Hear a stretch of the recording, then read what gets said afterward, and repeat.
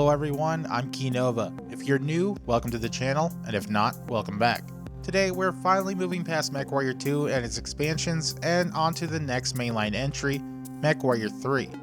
Developed by Zipper Interactive and published by Microprose, which would later become Hasbro Interactive, this game is often said to have had a rough history, allegedly having a difficult development cycle. Though as I was searching for information about the game for this video, I found that the difficult development had more to do with MechWarrior 4 rather than MechWarrior 3. Many legal exchanges were also going on at the time. When it came to Microprose, by 1999 the company was a shadow of its former self. After a merger with Spectrum Holobyte, the combined companies became Microprose, dropping the company's previous software modifier. Over a handful of years, downscaling, behind-the-scenes tensions, and lawsuits would lead to most of the original Microprose employees being let go or deciding to leave. Eventually, Hasbro Interactive would buy the company out completely, though MechWarrior 3's box art would still retain the Microprose logo. For Zipper, the issue was picking up the slack after FASA Interactive Technologies, FASA Corp's newly formulated video games division, was bought out by Microsoft. Originally, MechWarrior 3 was supposed to be based off the engine used for Virtual World Entertainment's battletech Tesla pods. However, after FASA's founders formed VWGE, the Virtual World Entertainment Group, in order to manage its technological divisions, Microsoft bought them out in order to obtain FIT. VWE itself would be sold to VWEG's former CFO, which is probably why battletech pods are still around today. Despite this, Microprose still wanted a MechWarrior game, so Zipper Interactive would be brought in to develop one, incorporating models from the battletech pods into an engine built for one of their previous titles, Recoil. The incomplete version of MechWarrior 3, in which FIT had been originally working on, would be put away for now, later to be completed and released as MechWarrior 4. MechWarrior 3, as everybody knows it now, was an entirely different project that was, by all means, not actually affected by any of this. If anything, it gave Zipper Interactive an opportunity to be part of FASA's legendary series. Fans loved this game, but as time went on, MechWarrior 3 sort of drifted off to the side. When released, the game was heavily promoted, doing fairly well, but it did not meet Hasbro Interactive's expectations. This might have been due to the game not getting the time it needed to circulate, something that the original MechWarrior and its first sequel did have time to do. Within the same year, an expansion called Pirate's Moon added 20 new missions and some extra battle mechs. Only a year later, MechWarrior 4 was released, followed by 2 of its own expansions. If I had been a fan at the time, I could see myself being more than overwhelmed by this sudden outflow of releases. Then again, this was also a time when game series were being released as quickly as possible, a trend that would later lead to the annual release of games like Assassin's Creed and Call of Duty. Of course, this doesn't mean that the game itself is bad, it just means that it wasn't successful to its publishers. But as they say, the proof is in the pudding, with MechWarrior 3 being that proverbial pudding. Keeping to tradition, MechWarrior 3's intro depicts the dire circumstances which its titular pilots must face when piloting a battle mech. Of course, just about everything gets blown to hell, yet not before a few nods to the game's mechanics are given. Specifically, how mechs can now be hobbled before a part is blown off. Compared to previous series entries, MechWarrior 3 has a simpler plot. All of its lore connections to battletech are summarized in the opening, and in a manner so brief that just about anyone could understand what's going on. Taking place in 3060, a new Star League defense force, aptly named the Second Star League Defense Force, has been formed after the clans invade the Inner Sphere. The Smoke Jaguars, one of the most ruthless clans in battletech, are on the verge of defeat after a series of major operations have crippled their homeworld. A final operation, codenamed Damocles, is sent to the planet Tranquil to destroy the last Jaguar facilities. This would prevent the Jaguars from using the planet to rebuild their military infrastructure and end their threat completely. However, things go wrong when Galaxy Commander Brendan Corbett, the Smoke Jaguar's remaining high-rank officer, fires a massive naval laser at the dropships Eclipse and Black Hammer, which are orbiting Tranquil. The Black Hammer is destroyed, while the Eclipse remains in low orbit. However, the player and several mobile field bases have already been deployed, leaving them to traverse enemy territory. Your mission is to complete the objectives which encompass Operation Damocles, find any survivors, and escape Tranquil.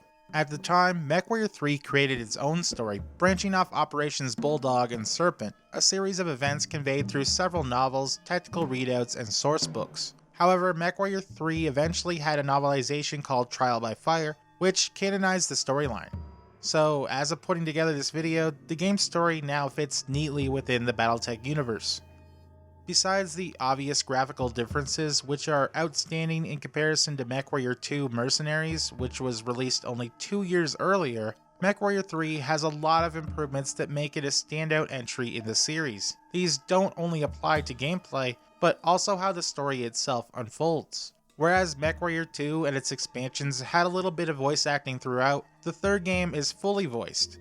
I'd say this contributes to the game's digestibility, as the stories in previous games were literally novel-like in their approach. I'm a reader myself, but there is a certain level of fatigue that occurs when reading a computer screen for so long. MechWarrior 3 literally does away with the concept entirely. There are only menu selections and the occasional mission objectives to read now. Most of the time though, it's your nameless intelligence officer who does the talking. For the longest time, I was under the impression that John Malkovich might have played the character. Clearly, I was overshooting the amount of money that was put into this game, or, again, spoiled by modern games and their celebrity inclusions, but tell me that he doesn't have that voice. The operations area was supposed to be handled by Commandos 2 and 3.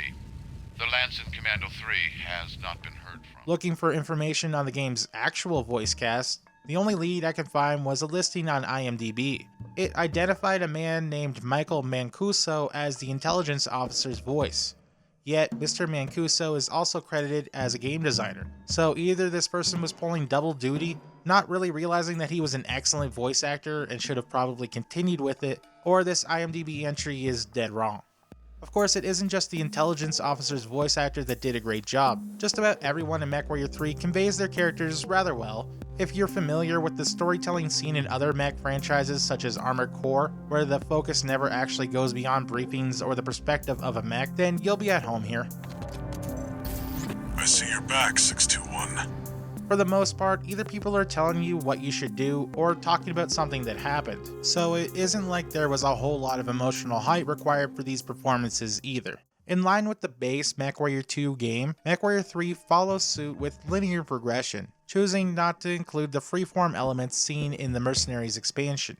Every mission is effectively an escort mission with a larger set of objectives. Of course, objectives mostly always involve the destruction of a structure or clan battle mech. Stranded on Tranquil with only 3 mobile field bases, you have to protect these vehicles as they follow you through Smoke Jaguar territory. You'll be taking on the very objectives that Damocles had intended before the game's inciting event. Most of the time, FFBs stay at the start of a mission, away from combat. However, soon you have to bring them across the map, both for missions and to keep your salvage out of harm's way. If a MFB is destroyed, you'll lose the parts or mechs it holds. MFBs also act as mobile repair stations, allowing quick repairs mid-mission. This is useful in a game full of massive battle mech skirmishes. Previous series entries had a lot of tight calls, and MechWarrior 3 does too. However, MFBs make the game feel a little more fair, and appreciated when you're piloting a highly damaged mech towards 3 or 4 pristine enemy battle mechs.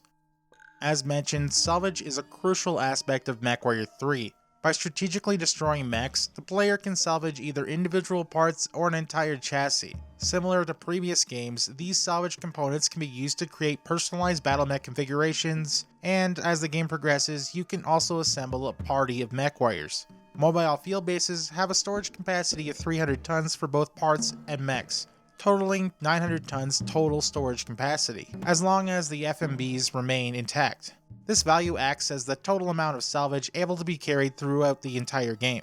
While nearly any part of a mech can be blown off or damaged to the point of hindering operation, the primary focus should be on the legs. This approach provides the highest chance of salvage, but also disrupts the system in some ways. Exploiting this method enables players to accumulate unprecedented arsenals by the game's midpoint.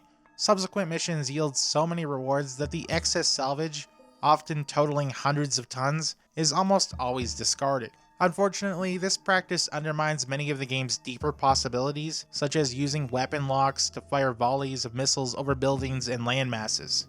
One of the most effective configurations, based on my own experience, involves a set of extended-range particle projection cannons and 4 grouped extended-range medium lasers. Following this, the strategy involves removing anything related to ballistic weapons and incorporating as much heat sinks as possible. With this setup, a mech never runs out of ammunition, maintains a considerable range when an attacker approaches, and can dismantle legs in only a few shots. So I suppose I broke the game. You broke it. So I would say that the only standout flaw of MechWarrior 3 is that it is so exploitable, for all the reasons I've just mentioned. While I enjoyed the game, I also found its missions to be a little repetitive by completion as well. Most of the game's challenge comes from learning the game's modified control scheme and commands, none of which are difficult after going through the tutorial. It is different, as MechWarrior 3 is more focused on players either using a mouse or joystick, but if you've played anything in the MechWarrior series, you shouldn't feel too alienated. Getting past that, the detriment of its contained storyline starts to show as the game progresses, since there is no planetary traversal now. Everything takes place on Tranquil. You go through coasts, plains, slightly hilly areas, cities, canyons, and deserts, with variations on the time of day. The sheer amount of wide open areas is a little disheartening, but also makes those times when you can pilot your mech through a facility a more appreciative experience. Though, if anything, it thankfully doesn't contain the amount of walking that MechWarrior 2 Mercenaries did. You might also notice that my version of MechWarrior 3 runs very smoothly and at a much higher resolution than its game options typically allow. This is because I've modified the game myself by tinkering with DG Voodoo and adjusting certain settings on my graphics card. Originally, I had played through the game on 86 bucks, but even with the highest settings on Windows 98, it wasn't able to run at a satisfactory frame rate. The game would always choke at the worst times, with audio stutters just about everywhere. So for those who still have a copy and wish to play it on modern systems, let this video confirm that you can indeed play the game on something as late as Windows 11.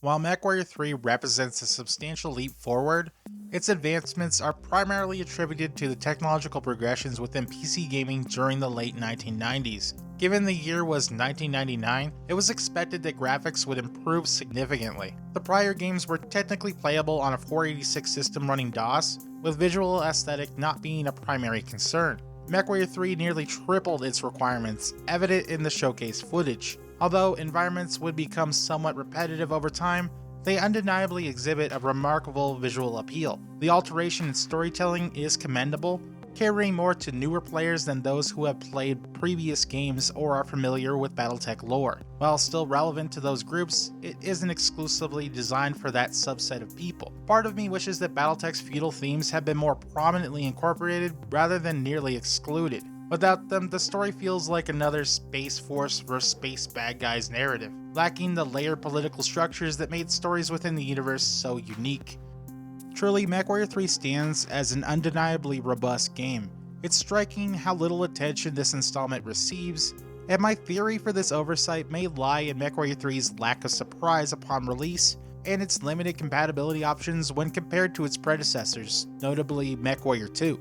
The gaming landscape was shifting towards a console-centric era, with the imminent releases of the PlayStation 2, Xbox, and GameCube capturing the focus of gamers under 18. Unlike MechWarrior 2, MechWarrior 3 demanded a more nuanced understanding of system requirements, and the use of controllers became increasingly appealing compared to the traditional keyboard and mouse setup. Additionally, while the well-documented legal maneuvers by Activision post-FASA contract refusal contribute to MechWarrior 2's enduring discussions, MechWarrior 3's stories lack the same level of substantiation, with the most interesting information about its development actually pertaining more to MechWarrior 4.